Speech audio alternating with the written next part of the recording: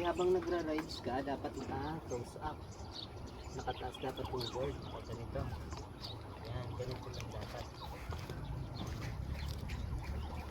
Tapos, squat ka lang ha, o kaya upo ka lang, ganon. Squat, as ang kamay, straight mo lang siya. Okay na dito. Tayo ka. Okay, pag hinila ka, para ka lang umupo sa gitna ng board. Yan, tapos ilagay mo dito ang handle sa tapat ng tuhod mo, sa kanan. Para ang board mo, gumanon, mag-side, dapat naka-side. Depend pa, dapat naka-bend. Tapos para umangat ang unahan, kailangan bigatan mo dun sa left. Iangat mo yung stick. Iangat mo ito. Tapos magpapahila ka lang, huwag kang gumalaw. Lagi, lakas. Lakasan mo. Yan. Ganyan lang. Huwag mo hilahin. Steady lang na. Magpapahila ka lang. Steady ka lang ganon.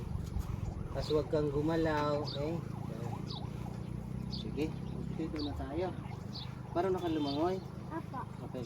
Pag nakarating ka dun sa kabila, pwede dun mag-start pa balik. Doon sa kabila. Tapos pag nalaglag ka dun sa gitna, langoy ka na lang pa side, pag-gilid. Tapos dalhin mo yung board. Ito. Huwag mo siyang iiwan sa gitna. Sige. Okay, doon na tayo. Hila ka na. Dumang ko sa balyutan nga. Hila ka, kaya ka lang sa gitna. Tapos huwag kang gumalaw ka. Ready? 1, 2, 3, 4.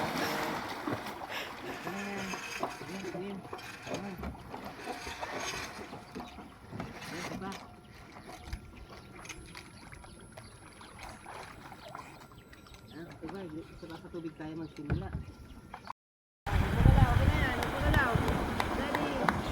Ayos ah. Malangit naman tayo mag-swimming.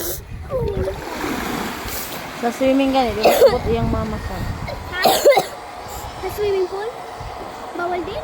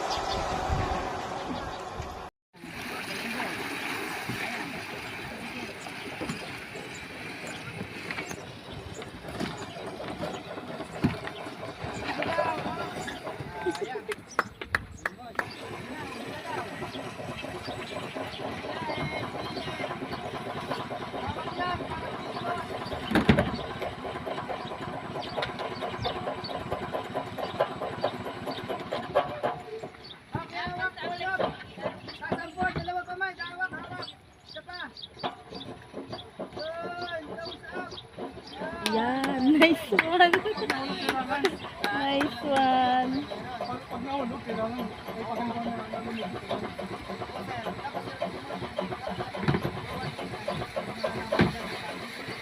Ikot nak, ikot.